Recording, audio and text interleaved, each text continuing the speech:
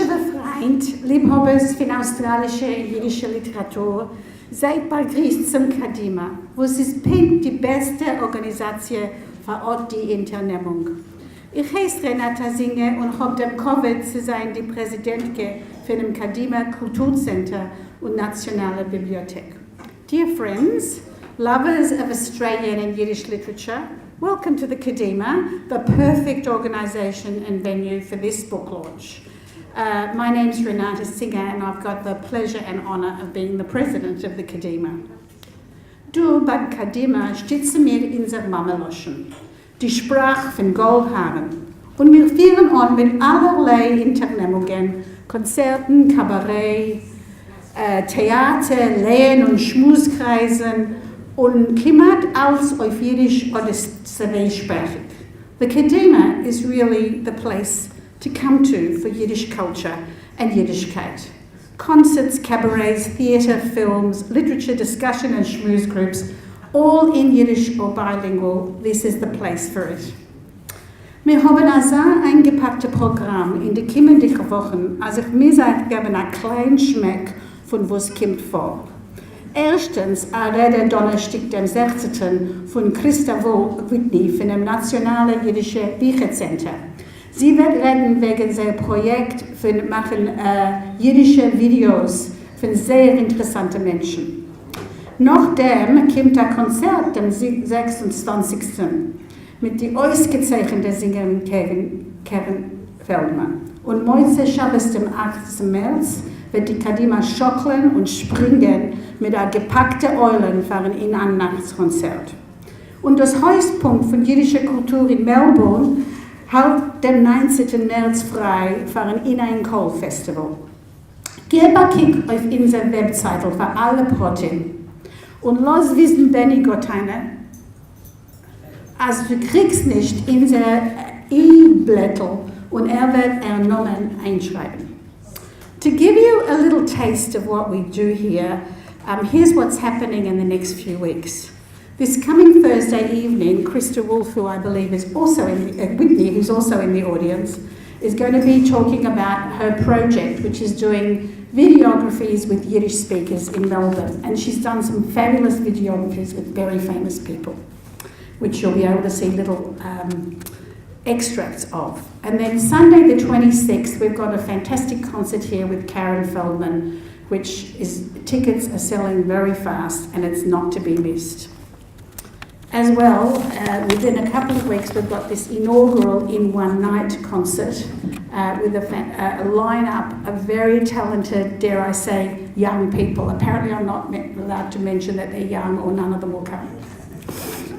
And then the high point of the Yiddish cultural year, I think, is the In One Voice Festival, which this year is Sunday the 19th of March, and it's free and it's out there in the streets of the Kadima. Ein großherzigen Dank, Serge Lieberman. Hat angezündet das Feuer hinter dem Projekt. An ihm wird nicht gewähnt Kabir und was gar nicht gewähnt. Und euch ein Dank Louis de Vries und seine Mannschaft, was hat es gepackt und gekocht. Before outlining today's program for you, I want to thank all those involved in bringing this book to fruition, but especially I want to thank Serge Lieberman for his vision, his hard work, and it's all his idea. Nothing of this book would have happened without him. Is Pam McLean in the audience? That's another person who I have to especially thank also. Thank you, Pam, for all the work that you put in. And again, Louis, thank you. And Louis is being so generous that he's donating $5 from the sale of each book to the Kadima. Thank you again, Louis.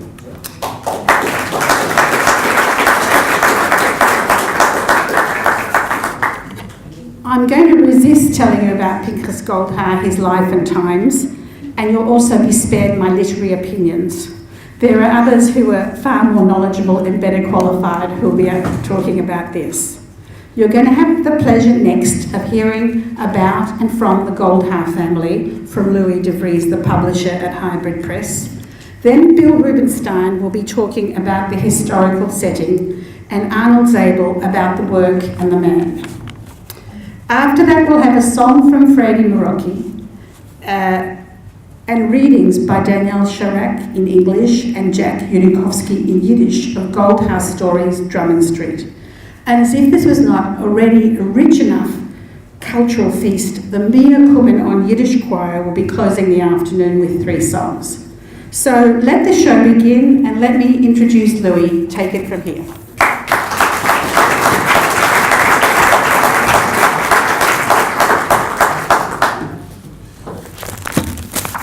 I've heard my name so often now that I don't need to introduce myself. But I'm Louis de Vries, Director of Highwood Publishers. When I started this business 19 years ago, I decided that one of the areas we would publish in was Jewish writing. So I'm proud to have published numerous titles in that area, from the fiction of Maurice Lurie, to the story of Russian Jews by Sam Lipsky and Suzanne Rutland, to the Journal of Australian Jewish Historical Society, just to mention a few. It was our author, Serge Lieberman, who alerted us to the writings of Pinchas Goldhar many years ago, and I'm pleased to acknowledge and thank Serge for his commitment all these years. Also Pam McLean, without whose support this project may not have come to fruition, and these come back to you very shortly. Although Pinchas Goldhar died 70 years ago, his son Josh still lives in Canada, and we have spoken on the phone several times. We have also had many useful and valuable communications with Pinchas Goldhar's grandson, Philip Rosenbaum, who lives in New York. There are still people in Melbourne who grew up with Pinchas, and some are here today. At 10 o'clock on the morning of 4 October 2016, I answered the phone.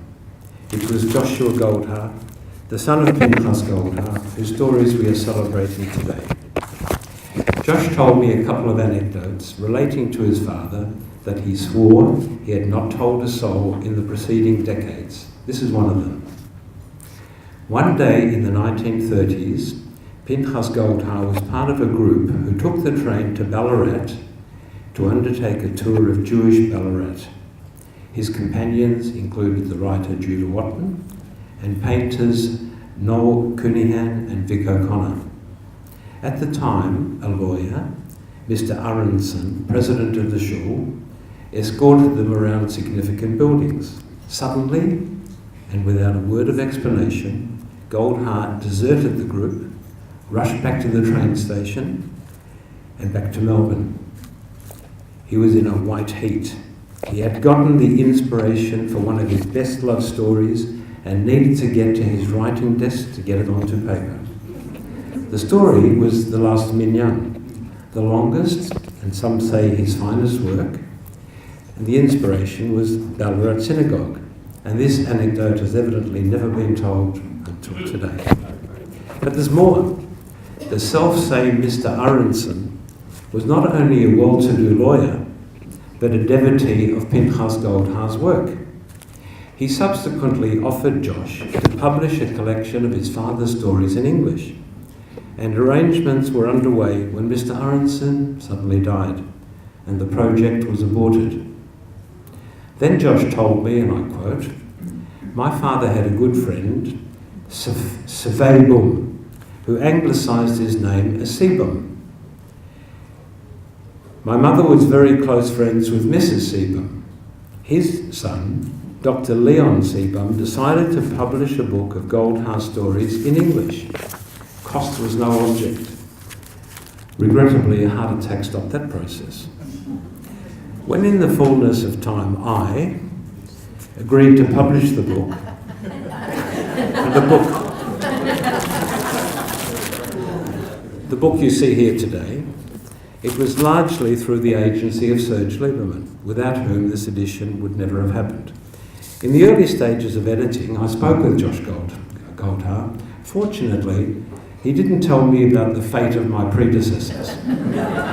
So Josh was relieved that when the book was released, the publisher was still alive. We too.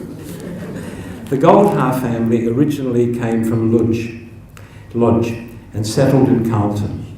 The firstborn Australian member of the family was Irene Fishman. At the time of the book's release, She was alive, but suffering from very advanced Alzheimer's. When she was shown the book, she stared at it without response until she saw the front cover. A portrait of Pinchas Goldhaar that used to hang in their home. Seeing the portrait, a look of glee appeared on her face, and she exclaimed, not having seen the original since 1946, "Pinchas!" There is much more I could tell you, but we're in a tight schedule with lots of other speakers and singers. If you want the extended version, send an email to Hybrid Publishers and I'll send you a longer story. A last word received earlier today from grandson Philip Rosenbaum, and I quote, "Sorry my uncle Josh, Mum and I are not there, but we certainly are in spirit and are very excited. Thanks to you and Anna for making this day come true." Thank you. I hope it's not literally this. Hello, my name is Bill Rubenstein. I was professor of history at Deakin University and then at the University of Wales. I've written extensively on Australian Jewish history. I want to say, first of all, how thrilled I am and really honored to be here. I was first told about Pinchas Goldhaar by my colleague, Pam McLean, who was my colleague at Deakin for many years. I remember reading his story, Cafe in Carlton, which is probably his best known story, in a hotel room in London where I was, and almost falling out of my chair at how good it was. He was absolutely, the man is a brilliant writer. And I've really never gotten over it. And I wrote the second volume of a 2-volume history of the Jews in Australia from 1945. My wife Hillary, who isn't here today, wrote the first volume. Anyway, I devoted a good deal of space to Goldhaar, and I have something, if you're interested in more about him, there is stuff in my book about him. He is a major figure, and I am indeed honored to be here, to be able to say something about this great man, and he is a great man. Now, who exactly is Pinchas Goldhaar? Well,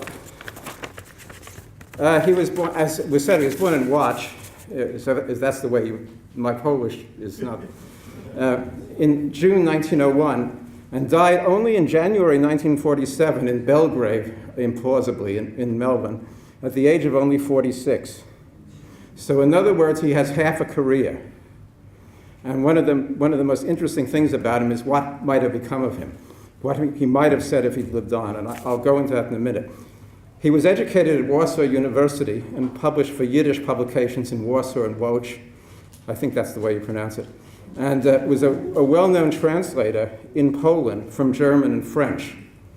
Now, he did come to Melbourne with his father, brother, and sister in 1928, probably because the American immigration system made it more difficult for Eastern Europeans to come to America. But I think he had relatives or something like that here. His father established a dyeing business, a D-Y-E, dyeing business. In fact, it didn't die. It was a living dyeing business in Carlton, Jacob Goldhaar and Sons. And Pinchas worked there throughout his life, doing hard physical labor. And in fact, he died at this young age of a heart attack and diabetes, but it's been said for also schlepping around sacks of dye stuff day after day, which did him in. In 1928, he was the editor of the first Yiddish newspaper in Australia, the Yiddish News, and began writing short stories. His first book was published in 1939, Stories from Australia, which was the second Yiddish book published in this country. Some of his stories were translated and were already well known in his lifetime. As I said, he died at the age of 46. Now, he was part of a major circle of Jewish and Gentile progressive writers, artists, and so on, which was very significant in Australian literature and culture in the 1930s and 40s. It included people like Yassel Bergner and Judah Watton on the Jewish side, and Australian Gentile radicals and progressives such as Noel Coulahan, Brian Fitzpatrick, Vance and Nettie Palmer, Arthur Boyd, Sidney Nolan, Bernard Smith, and others. There's a famous book about this circle by Richard Hayes called Rebels and Precursors, which came out in 1981. Goldhaar, as I said, died in January 1947. Now, probably the most salient thing about his stories, in my view, what comes through most clearly, is what might be called his sense of double destruction. He is probably unique in Yiddish language writers of his quality, in having two senses that the Jewish people would die. Obviously, in Poland, even before the invasion by the Nazis in 1939, the Jewish community of Poland was poverty-stricken, deeply divided, suffered from enormous amounts of persecution and anti-Semitism, and was in dire straits. And then came the Nazi invasion in 1939 with the terrible, unheard of and unprecedented consequences for the community. But also, Goldhar found himself in a country which had hardly anything in the way of a Jewish community. And this is the other sense of destruction, which is clear in his work, it seems to me. And in this he differs from, when you think about it, notable Jewish writers, Yiddish writers writing in other countries with larger Jewish communities. For example, let's say Isaac Bashevis Singer, not that Goldhar was in that class, but Singer came to America in 1935. He didn't like America and actually wrote a book attacking it. Nevertheless, he found himself in a community of 5 million Jews, of whom 2 million lived in New York, where he lived. I mean, you know, you couldn't walk down the street without encountering 10,000 Jews. Now, this is very different from what Goldhar knew in Australia. As Yitzhak Kahn said in the Melbourne Chronicle in 1947, in America, whole Jewish shtetls had been transplanted. Men of Kuzman met each other in shops and in Lensmannschaften, and one could talk one's heart out and forget for a while the bread of affliction. That was not so easily found in Australia, at least not at that time. Now, one of the major sources of this sense of double destruction is, in fact, this trip to Ballarat, which has just been mentioned. It's rather darker than he mentions. Goldhar was there, and he suddenly left mysteriously with these eminent people and went back to Melbourne. He wrote to a friend as follows. He was visiting Nathan Spielvogel, who at the time was probably the best-known Jewish writer in Australia, who had a small museum there, a sort of down-at-heels museum in Ballarat. And Goldhar, just as this was written just before he died in 1946, probably, I am terribly sorry for giving you so much trouble because of my sudden departure from Ballarat. The visit I had with Mr. Spielvogel so terribly depressed me that I could hardly control my emotions. His museum smelled to me with the decay of death. It struck me that Spielvogel personifies the Jewish fate. We are dying out. In Europe, we get exterminated by Hitler, and elsewhere, we dwindle away slowly and painlessly. Who is going to start Jewish life anew? What I saw in Ballarat is just a miniature of what is going on in Melbourne and Sydney. He wrote that at the very end of his life. Now, the ironical thing about his perception is that he died tragically early, at exactly the time when this would change totally and dramatically. This is the ironical thing about his life. As I said, he was the artist of destruction. What happened after he died in 1947, sadly, which he didn't live to see, in 1948, the State of Israel was established. He might or might not have liked it. He was not a Zionist, but I certainly wouldn't have liked the fact that Hebrew was the lingua franca there, not Yiddish. He would have probably liked the early Zionist leaders of the State of Israel, Ben-Gurion, Moshe Dayan, and so on. But whether he would have liked the State of Israel as it's evolved at the present time, if he had lived on, is another story. Nevertheless, it was a triumph. The Jews did not die out. They established a state which is a major state in the region.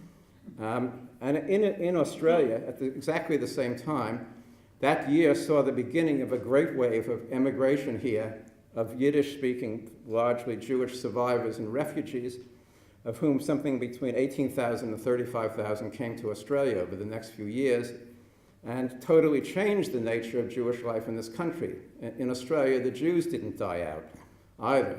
He would have been amazed, I'm sure, if he came back today, to know that there were 9 full-time Jewish day schools in Melbourne, There were 50 synagogues, and there's a range of Jewish activities, including the Kadima, which persists to this day and I imagine flourish to this day.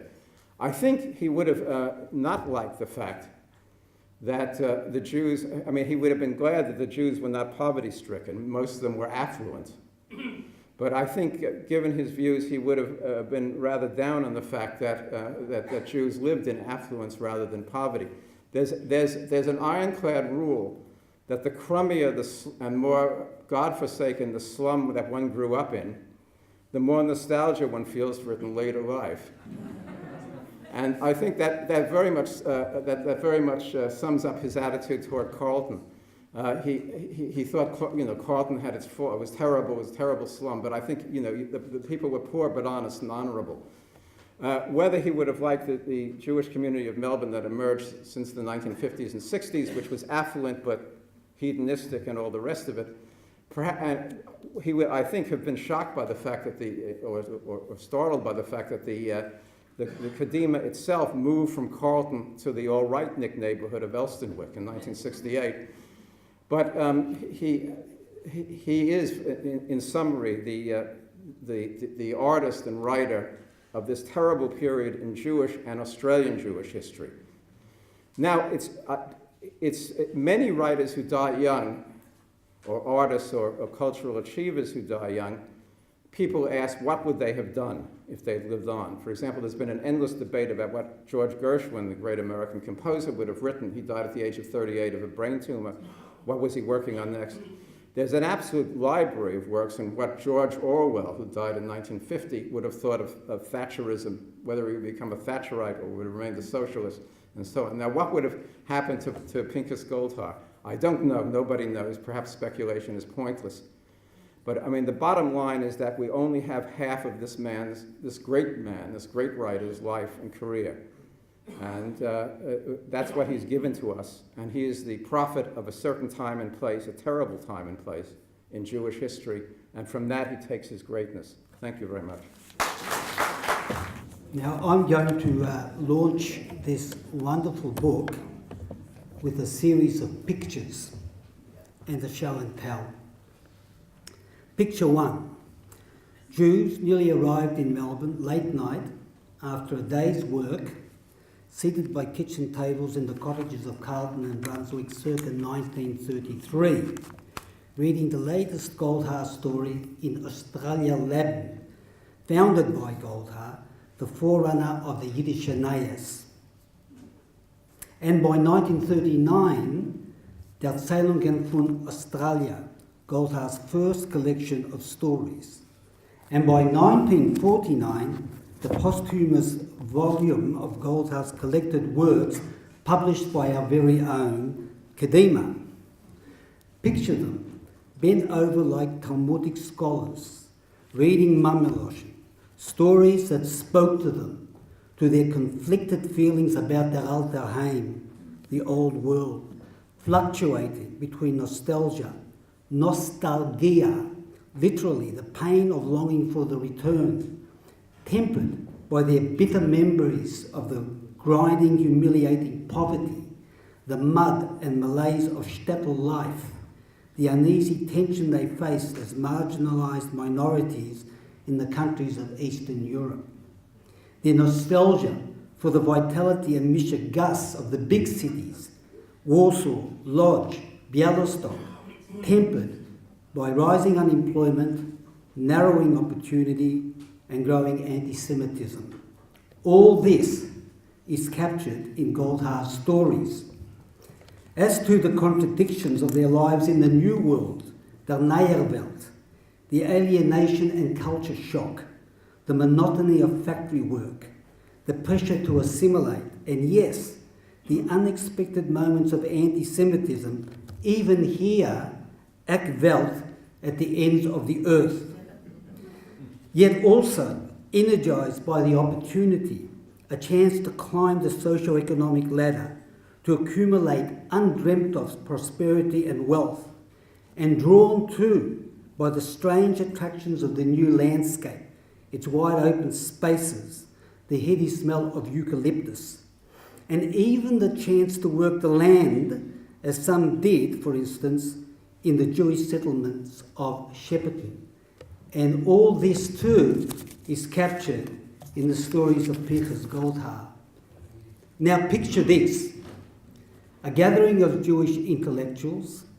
Pinchas Goldhaar arrived in Melbourne from Lodge in 1928, although Rita Ehrlich says it was 1926, so we've got a bit of a dispute going on here. The writer Mela Ravitch, his son, the artist Yossel Bergner, and his daughter, the dancer Ruth, the writer Hertz Bergner, who all arrived from Warsaw in the late 1930s.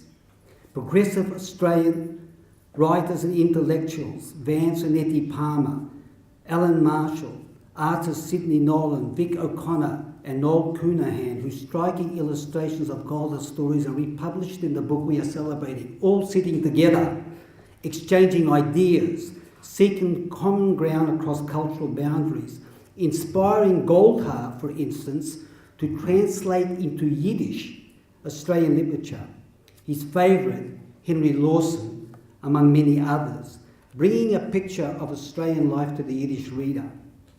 As Pam McLean observes in a wonderful introduction to this collection, it was a two-way exchange, and also a common stance against the monocultural, xenophobic Australian establishment and the conservatism of Anglo Jewry.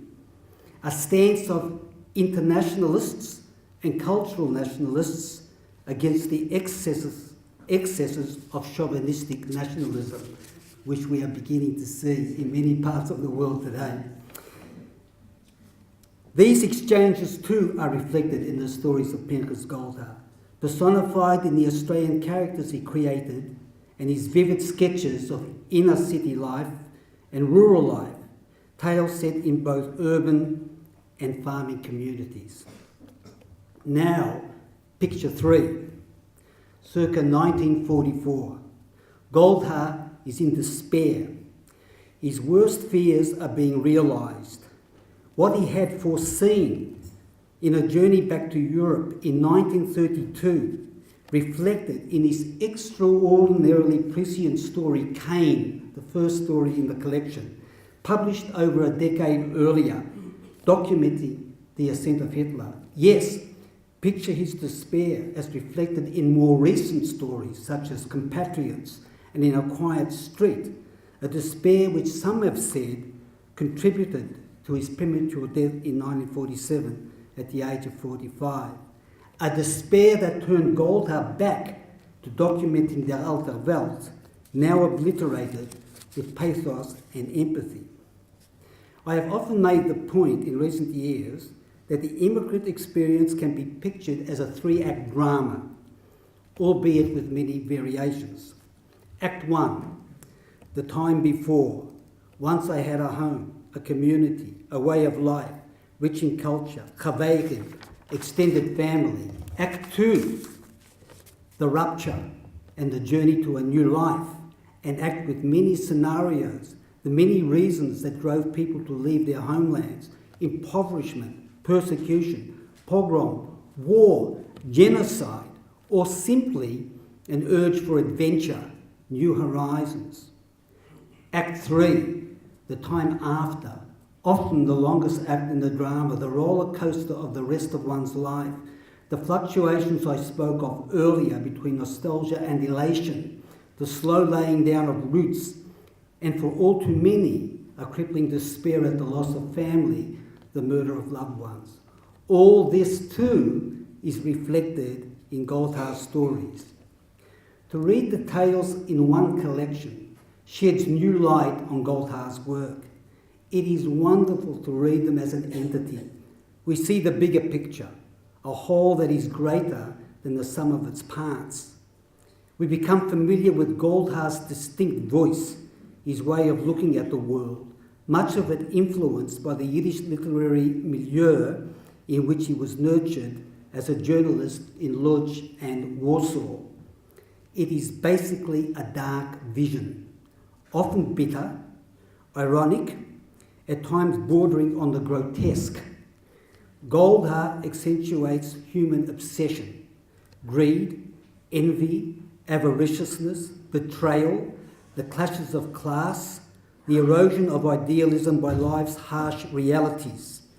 He expresses particular aversion for the nouveau riche, the Oleitnik, the immigrant made good, their airs and graces, their arrogance and bravado. No, it's not a pretty picture Goldar paints, but it's a fearless picture. Goldar doesn't let his characters off the hook. He ventures into the laneways, the brothels and pawn shops, for instance, of working class Carlton in his bleak story, Alte Freund, Old Friends. So much more can be said about his vision, as it is in the perceptive introduction by Pam McLean. Pam has been one of the key drivers in this project. The book's been, as we've heard, a long time coming, brought to fruition after many attempts to get it done, dashed hopes, near misses, and apparently heart attacks as well. Perhaps the key driving force, we can say the key driving force actually, has been Serge Lieberman, who also writes the preface. Josh Goldar, Pinchas' son, now living in Canada, urged me in a telephone conversation last week to single out Serge for his valiant efforts over the years to bring this book to fruition. Thank you, Serge, from all of us.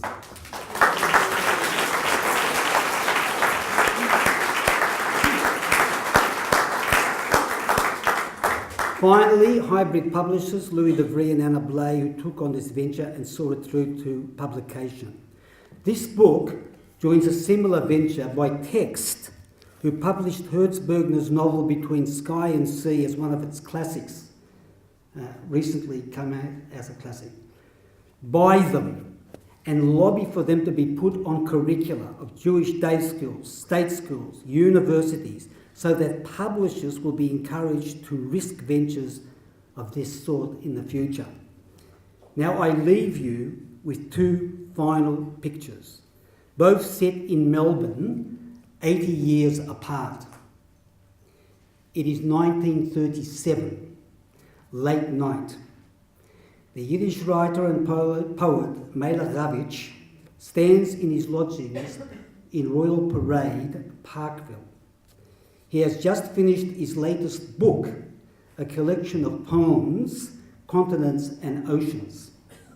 The manuscript lies on the kitchen table. He desperately needs someone with whom to share this moment. He wraps it and hurries through the streets like a madman to a cottage in Carlton. And yes, there is a light on. His dear friend Pinchas Goldar is at work, writing, after a day of labour at the family's dyeing factory in Richmond, says Josh actually, his son. Ravitch taps on the window. Goldar peers out. The men are elated. Goldar retrieves 2 crystal glasses and they stand on the veranda and toast the most wonderful of creations, a new book of Yiddish verse, L'chaim. The final picture. Just 3 days ago, Thursday, February 9th, 2017, the small living room of a public housing flat in Northcote, the home of my dear friend Michael Abujandi. Michael fled Syria in 2000, leaving behind his close-knit family. He arrived from Indonesia by boat, spent time imprisoned in Woomera Detention Centre. I met him soon after his arrival in Melbourne in 2001. He is a man of great integrity, now much loved and respected by many. We are celebrating the arrival in 10 days' time of his sister Miriam, her husband and 7 children, the first time in 17 years that Michael will no longer be with our family. But he is also in deep mourning for the death of his mother in Damascus last Monday. His pain accentuated because he could not be by her side in her final moments. Seated on the couch beside me is a Syrian man who hails from the ancient city of Palmyra, He turns to me, shrugs his shoulders and says, Palmyra is no more. Palmyra is finished. I take out a copy of the collected works from my shoulder bag, show him the book and tell him, last night I was reading the story Compatriots, Landslide, the people of the Polish town of Zarnów in Melbourne 70 years ago, many of whom lived just a few kilometres from where we are seated, received the news of their beloved town's destruction. And one of the characters says, there is no more Zarnów. Zarnów is finished. This is what literature can do. Story is the art of the specific, in honouring his craft, in telling a specific story of a specific people at a specific time and place, and by being faithful to the detail and to his vision, Goldar is telling a universal story, the saga of the first generation immigrant. Now, with many millions of displaced peoples on the move, languishing in refugee camps, imprisoned in detention centres, risking the perilous boat journeys, adjusting to new lives, undergoing anew the three-act drama, now Goldhar's stories are as relevant as ever. Having them in English translation will touch a new generation of refugees and immigrants and remind older generations, remind us that we too were once strangers in search of a new home. We are all in the same boat. In forgetting this, we are betraying both ourselves and those who are now making a run for it. So, like Goldar and Ravitch, on the veranda of a Carlton cottage back in 1937, I raise my imaginary glass and declare the collected stories of Pinchas Goldar launched. L'chaim.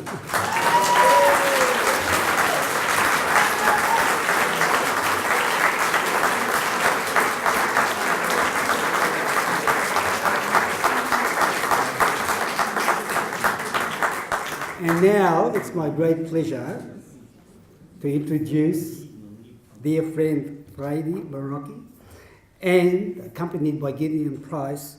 And they have chosen, they just told me before, and I was elated when I heard this, they've chosen to perform a song written by my father, a Yiddish poet. He wrote this in a cottage in Carlton. It's called A Freundliche Hand, a friendly hand. It's such a beautiful poem, but it's the perfect song because my father, the protagonist in the poem, like a Goldar character, is wandering the streets of Carlton, feeling alienated and alone. The skies are grey. And then suddenly he sees an old friend from the old days. A hand, shakes a hand, a freundliche Hand. And at that moment, the skies are no longer grey. At that moment, he is fully at home. So, Brady and Gideon, over to you.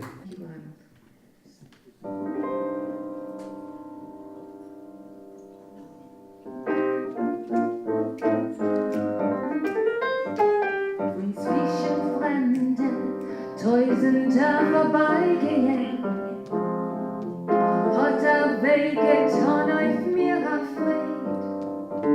So hat die Hand erwarme, sich ausgestreckt. Ein alter Freund, der fragt mich, wie es geht. Euch wurde so viel Pennen mehr Gleichgültigkeit. Hat euch gescheint ins Lichtig unbekannt. Und a Hand a Freundlache, a Vogelgleiches zappelt in dein Hand. Die Stadt hat mehr nicht, Fremder soll mir ausgesehen. Euch der Himmel mehr nicht, das euch treu. Es hat mein Feind gebracht, die Schein von Jugendtag. Und der Himmel mild, mild und bläu. wie verlorener, ein Mensch unfrei und schwach und Mut. Und mit einmal a Hand auf Freiglache und heimlich wird in ein Minut.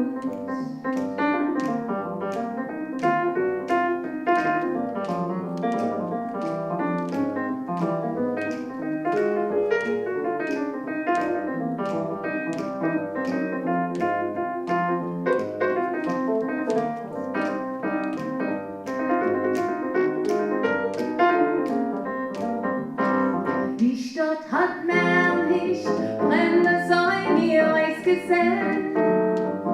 Heute der Himmel mehr nicht das Säugreu. So hat mein Freund gebracht, die Schein von Jugendtag. Und ein Himmel mild, mild und bläu.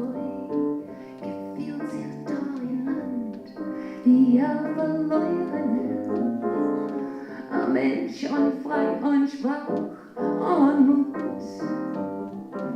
Und mit einmal a Hand auf Freiglache und heimlich wird in ein Minut. Und heimlich wird in ein Minut.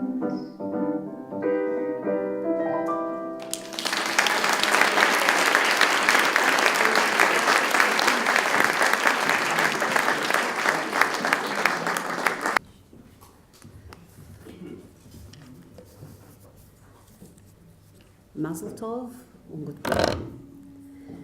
Drummond Street von Pinchas Goldhaar. By Pinchas Goldhaar, I'm reading in English.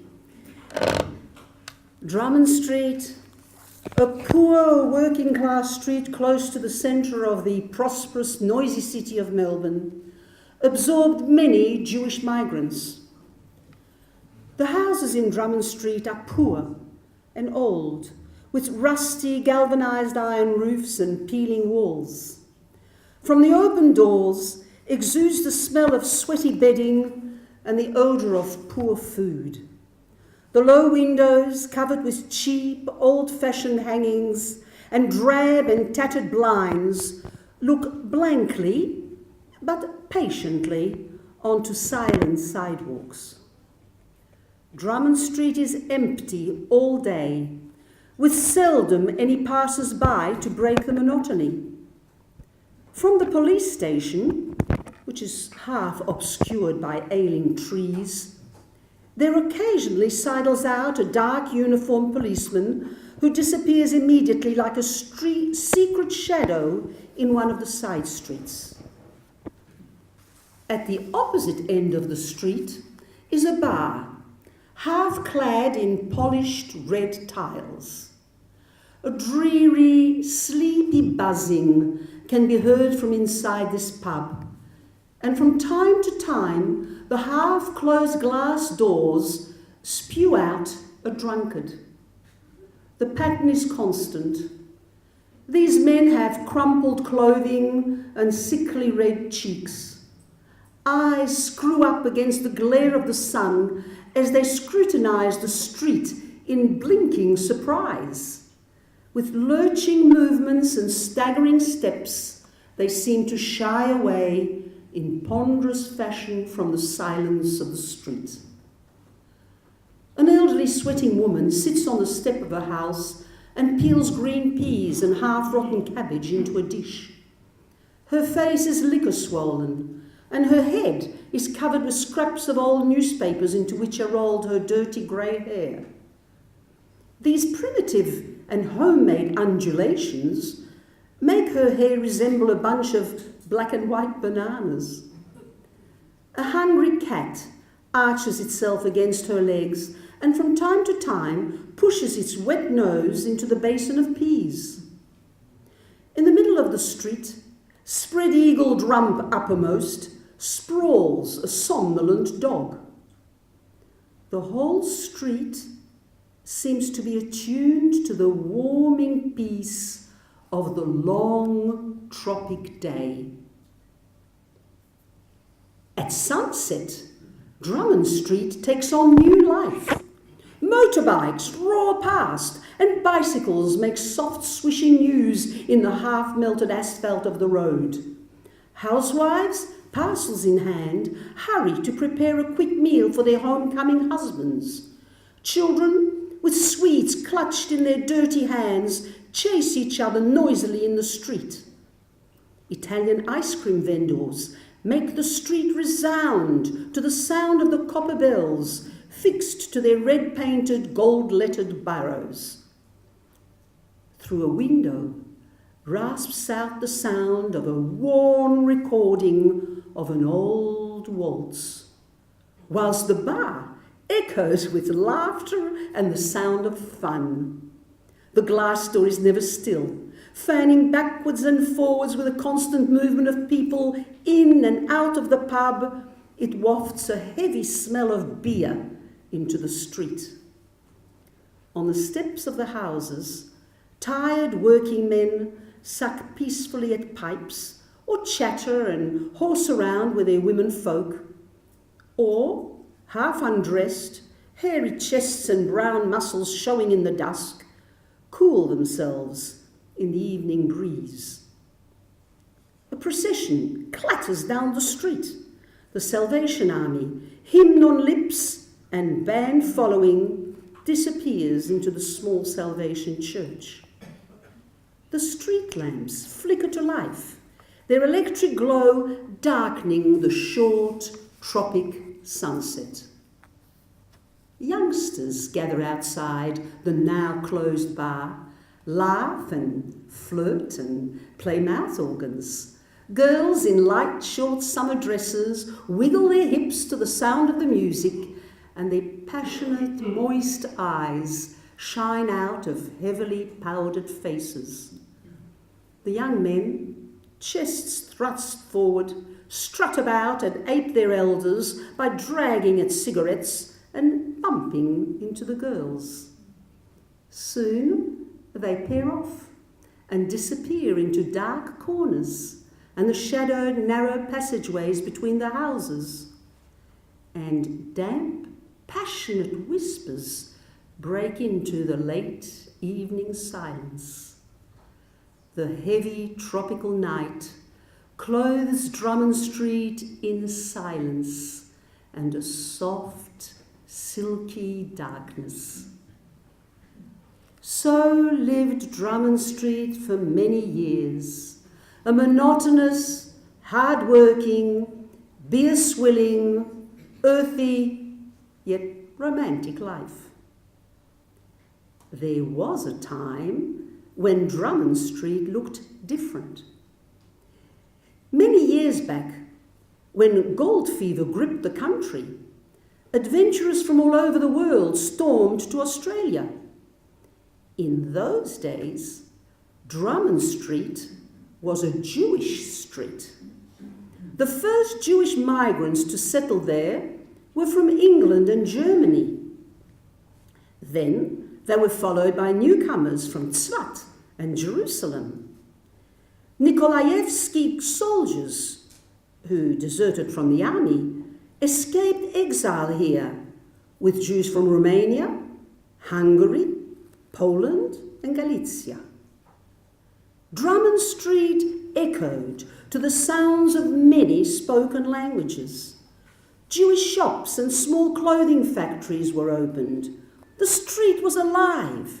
The Jews worked hard, noisily. They and their wives and children worked and saved, had no rest and little sleep, and saved penny upon penny. Good times came. The small businesses became large department stores, and the little workshops, factories. The Jewish women added flesh, and their dark, large eyes became harder and more tired with success. Drummond Street became too constricted, and the Jews began to spread out to other streets in Carlton. Later, they moved to respectable St Kilda, which had grown up, a suburb of clean villas at the shore of the sea. The little factories and the shops began to move to the city itself, and Drummond Street began to die as factory windows were boarded up and large "to let" notices sprouted at every yard.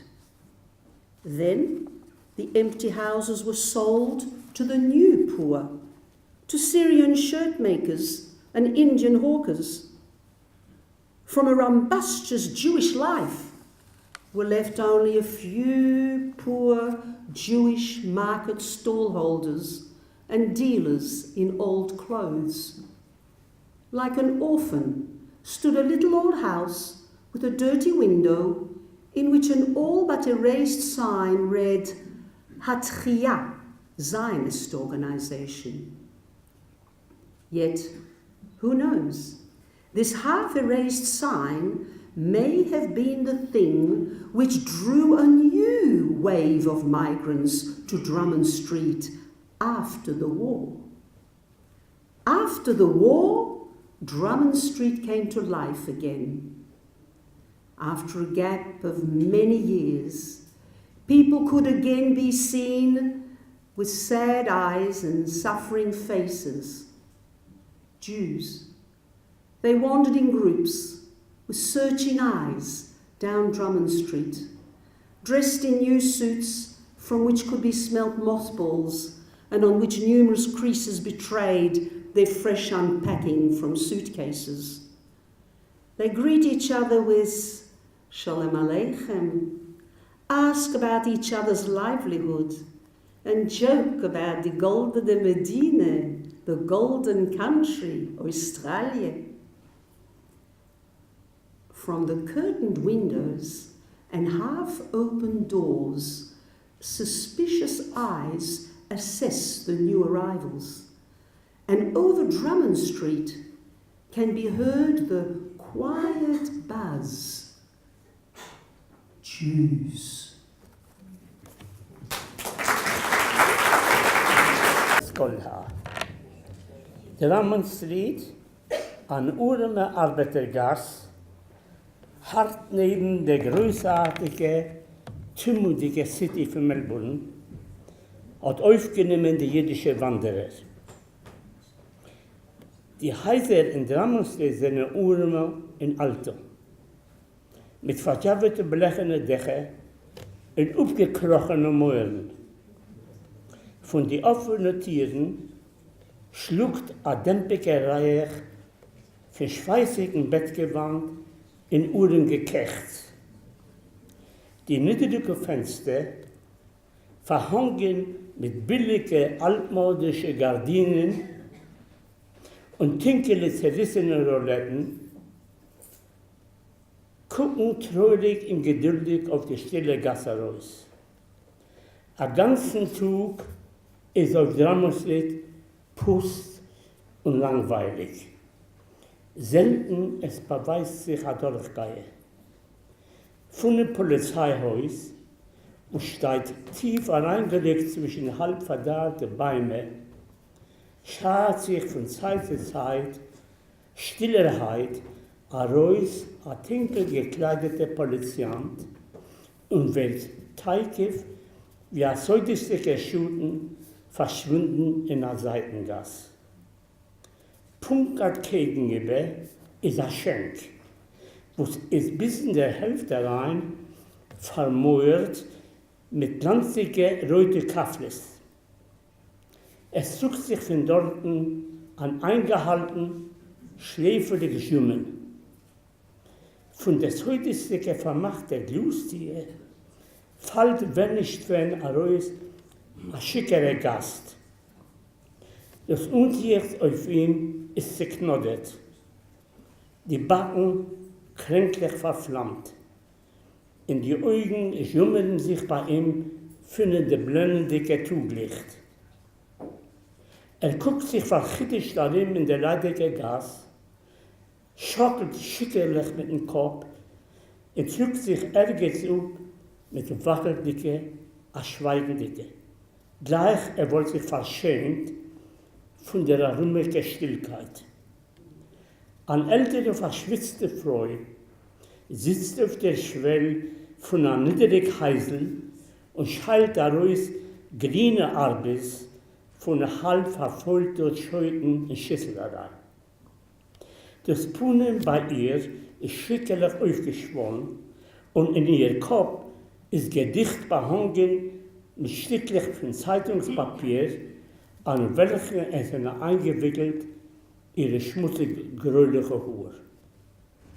Die dosige primitive und heimische Andulation geht ihr Kopf zu dem Aussehen von einer schwarz-weißen Ananas. Bei ihren Füßen reibt sich chamiefedig eine hingerige Katz, welche steckt jede Weile sie das feuchte Näsel der Schüssel mit der Arbeit. Im Mittengas schluft herachwürdig ausgezogen mit dem Bäucherräuf ein kuddelter Hund und es dacht sich, als Ort leigen sich euch der Heißlecher wegschlufen, vermattet von der chamimendicke Stillkeit von dem langen tropischen Simmertug. Vernacht sie, wird auf Drummond Street still. Ein bisschen lebendiger, der Eulen kommt daheim von der Arbeit. Es knacken Motozyklen, werden räuschend weich über den geschmolzenen Asphaltbruch. Bei der Busses jugen sich mit Päckchen die Hände, Zigaretten, ein eilig Mahlzeit für die heimgekommenen Männer. Kinder mit schmutzig verschwitzten Naschwerk in die Hände, jugen sich mit der wilden Bilder über der Gas. Italienische Eiscremehändler auf rot gefärbte Wegelech mit goldenen Aufschriften verherrlichen die Gas mit seinen kupfernen Glocken. Von einem offenen Fenster reißt ein Grammophon mit grillstigen Keulis an alten Walz. In der Schenk wird timodig und freilich. Es sucht sich von dort ein hilfiges Gelächter in aufgeräumte Geschreien. Die Glustier riet nicht. Menschen kommen herein und gehen raus, und über der Gas drückt sich voneinander eine schwere Reihe von Bier. Auf die Schwellen von der Häuser sitzen müde, ungehorvete Männer, blusen gemütlich von Lilkes, plaudern in Kommandowind mit Weiber, in Kiel sich halb ausgetiener in den vernachtigten Winkel, die aufgedeckte, hurige Brüsten und die bräune, muskuldicke Urmes. Ein Prozess von der Salvation Army zieht durch über der Gas mit einem frommen Gesang, begleitet mit der Klimpern vom Peiklich und wird verschwinden in der nebendicke kleine Salvation Kirche. Es zünden sich elektrische Gassenlampen und vertreiben den kurzen, tropischen beinahe Schmusches. Bei der Schenk, wo sie schon ist vermacht, häupt sich uns ein öfterliche Jüngwerk.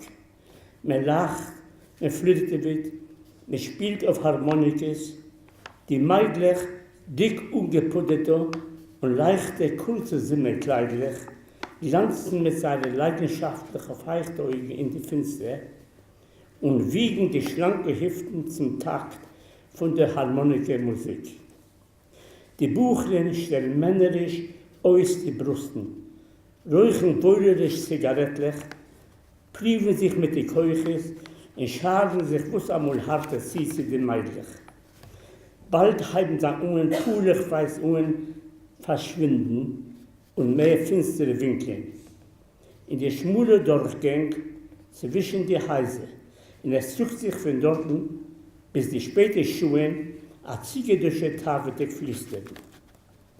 Die schwere tropische Nacht hielt was einmal tiefer an Drummond Street in mieden Stillschweigen in den weichen, sammetenen Keuschech. Also lebt sich schon jahrelang Drummond Street. Das eintunige, schwere Leben von Arbeit, Bier im geschämtige Liebe Romanen, bei der reut gekaffelte Schenk. Amul hat Drummond Street anders ausgesehen. Mit langen Jahren zurück Noch in die Zeiten von Goldfieber, wenn von Australien haben geströmt allerlei Aventuristen von aller Ecken Welt, ist Dramotslied gewesen ein jüdischer Gast. Es haben sich dort besetzt die ersten jüdischen Emigranten, meistens gekommen von England und Deutschland. Später haben ungeheuer zugekommen Chalika-Jiden von Sfat in Jerusalem. Nikolajewe Soldaten desertieren in Entlarven aus Sibir verschickte, was haben gewandert durch Japan in China, Jiden von Rumänien, von Ungarn, von Polen und von Galicien. Dramotslied ist verherrlicht geworden mit allerlei Scheunis. Es haben sich geöffnet jüdische Schneiderfabriken in Krümmen. Die Gas hat aufgelebt. Die Jiden haben geriedet, gemischet, gehorvet, zugenacht mit Weib und Kinder, nicht der Resten, nicht der Schlufen, in gesammelt a Penny zu a Penny. Es ist ein Weg, gute Zeiten. Die Fabriken haben sich zerwachsen. Von den Krümmen ist geworden ungestoppte Warenhäuser. Jüdische Weiber haben genommen sich, was am mehr Leib, in seine schwarzen Großaugen haben sich verzeugen mit der Mattkeit von Wohltun und Zufriedenheit. Es ist eng geworden auf Dramotslied. Die Juden haben sich genommen verspreiten über die Arimeke Gassen vom Carltoner Distrikt. In der Luch haben sich ungeheuer Aribekleiden in der Mejichistike, in der jüdische St. Kilda, was hat sich zerwachsen mit sichtigen Willis beim Lechfinjan. Die geschäftlichen Fabriken hat man genommen und betrugen in der City. In Dramotslied hat einzig weiß ungeheuer abgeschlagen. Man verklappt die Fabrikfenster mit Breite, auf welchen man umgeklebt große Meldungen, Toilette. In den verwohlten Häusern haben sich verklebt urme Arbeiterfamilien, serranische Wäschneies und indianische Hockes. Von dem ganzen jüdischen Timmel sind verblieben etliche urme jüdische Maliksteier in Händler mit Outweilig. Und neben dem Stau, was ist ein Gebäude geworden von der Fabrik, ist verjusend geblieben an abgeblasenen Häusern mit blutig verschmierten Fenstern, auf welchen es hat sich gesehen, eine abgeriebene Aufschrift auf Englisch hat hier, zionistische Organisation. Und wer weiß, öfter hat die dosige abgeriebene und vergessene Aufschrift, a Ziegetika Dramotslied, die nahe noch melchumedike Chwala von jüdischen Emigranten. Dramotslied hat wiederum aufgelebt. Auf der stille Puste in Uremegas haben sich aufs Nahe noch lange Juden ungeheuer weisen sich Menschen mit ausgepeinigten Penene und traurige Augen, Jiden, kupfgeweiß ungetein in nahe Anzügen, welche haben noch auf sich getrunken die Kneitschen von der erst aufgepackten Reisekuffers. Und von welchen es hat sich noch getrunken der Reich von Naphtalen. Haben sie geblondet, sicherndig blicken, sich im Sichere gedreht auf Dramotslied, sich abgegeben, eine der anderen Schule Malachen, sich forschend gekickt in die Augen heran, sich ausgepflegt, einer dem Zweiten, mit Koyach Panuson, und sich gewitzelt über die goldene Medina Besralia. Von den verhangenen Fenstern und halb geöffneten Tieren haben sich getrunken verdächtigte Blicken auf die nahe Umgekommenen. In der Dramotslied hat sich voneinander getrunken, eine stulle, schimmerige Fließe. Jews.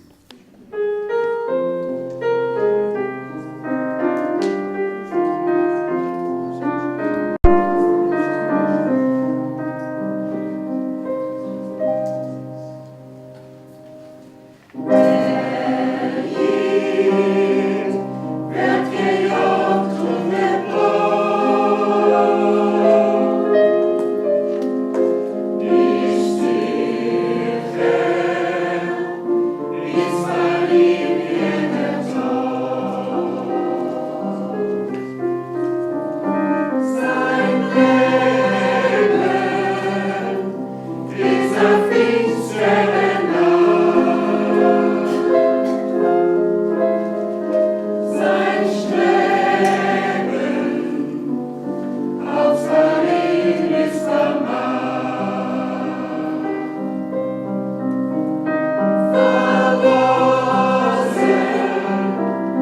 was mit